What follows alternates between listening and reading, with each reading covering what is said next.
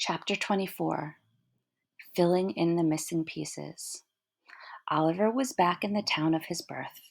He had come there with Mrs. Maylie, Rose, Dr. Losberne, Mrs. Bedwin, Mr. Brownlow, Mr. Grimwig, and a young man whose name he didn't know.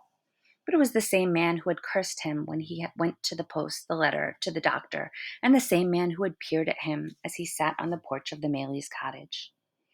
When they were all seated in the big hotel room Mr. Brownlow had rented, Mr. Brownlow turned to Monks and, pointing at Oliver, said, "This child is your half-brother, the son of your father and of Agnes Fleming, the young woman he had hoped to marry before his death. She died in giving birth to Oliver. Now, Monks, we must hear the rest of the story from you."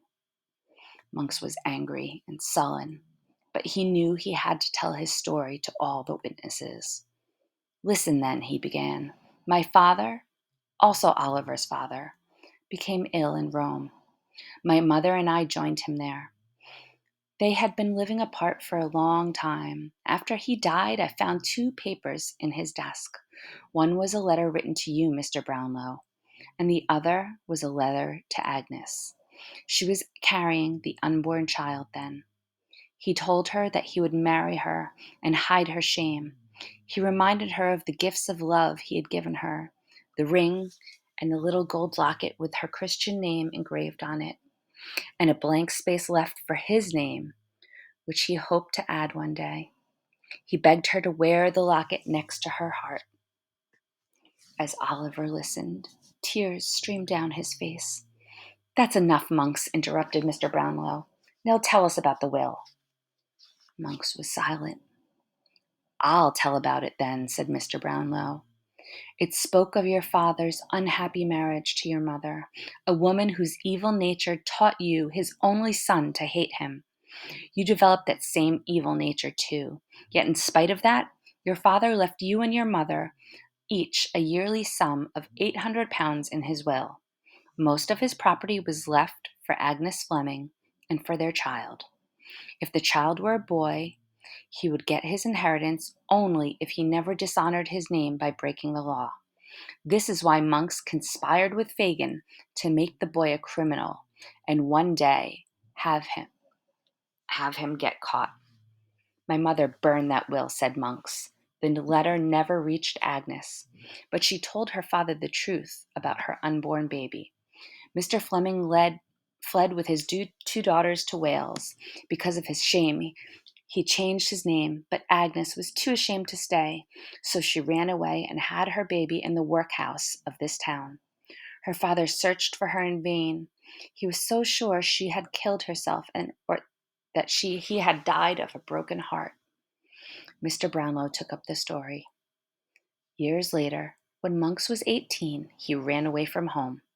His mother came to me for help. He had robbed her of money and jewelry.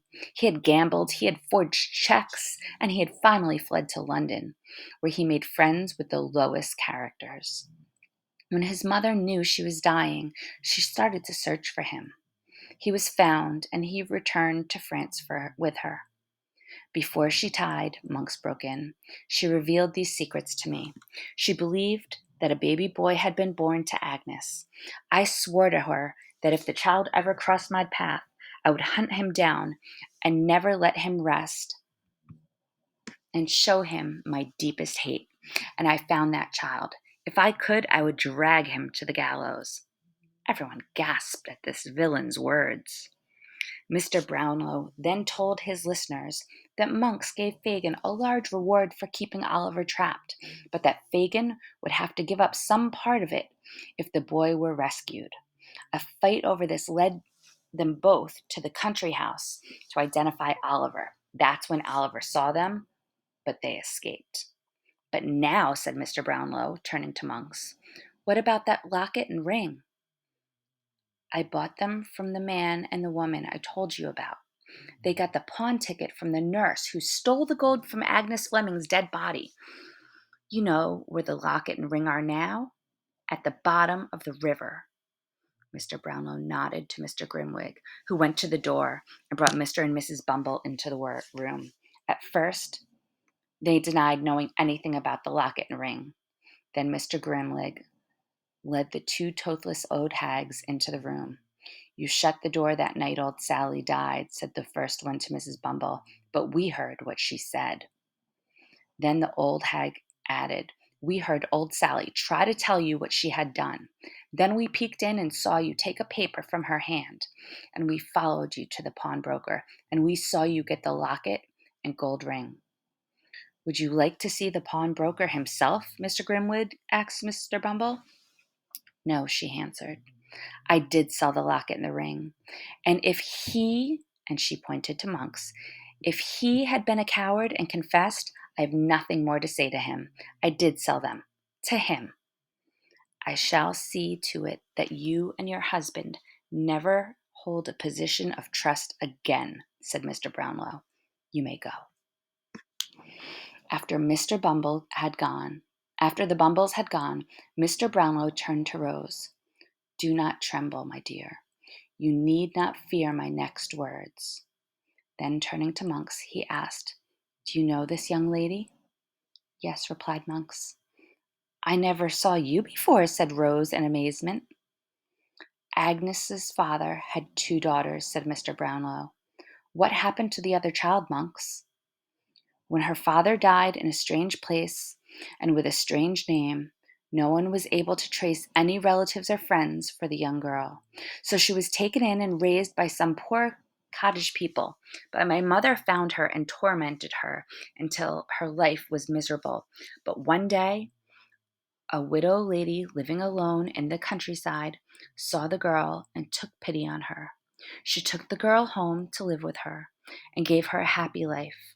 I didn't see the girl until a few months ago." "Where is she now?" "Right in this room," said Monks, pointing to Rose. "Oh, my dear niece!" cried Miss Maylie, as Rose clapped in her arms. "My dear, darling aunt!" cried Oliver, rushing to hug Rose. The two orphans wept in each other's arms. Just then Harry Maylie entered the room. "Dear Rose, I know everything, and I'm here to remind you of a promise you made to me." "Now that you know all of my past," she cried, "I am even more unworthy than before." "No," said the handsome young man. "I decided that if my world could not be yours, I would make your world mine.